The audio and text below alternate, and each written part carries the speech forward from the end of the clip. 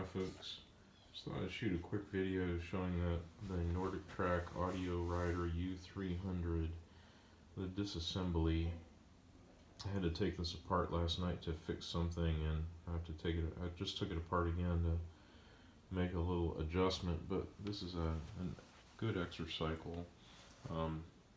Taking it apart, the easiest thing to do to remove the sides, like I've just done, you want to take the pedal off first, and it's hard to see, but there's a couple of flats there that you can put an adjustable wrench on. And with the left pedal, it's you unscrew it.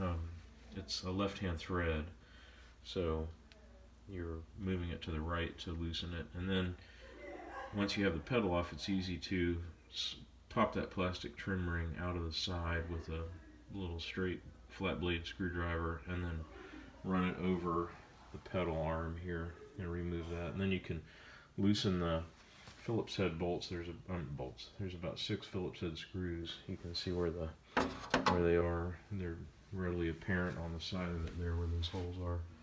You can loosen those and just simply lift the side off. In a minute I'm going to adjust the tension. Here's the belt, and what happened last night was my wife had been using the exercycle, and the belt had come off of its tensioner and gotten jammed completely. You couldn't move the pedals at all. Now you can move the pedals, but it's just not working properly. It feels like it's working properly when it's taken apart like this, but something's wrong with it.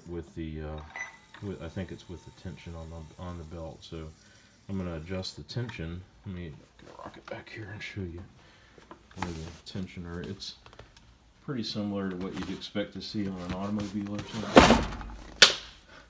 It's you can see the belt here, and the tension arm is right here where my finger is. There's 3 bolts that you loosen on the bottom side there that are, you can't see them in this video, but there's 3 bolts that you loosen, and then you just rotate the adjustable tension arm.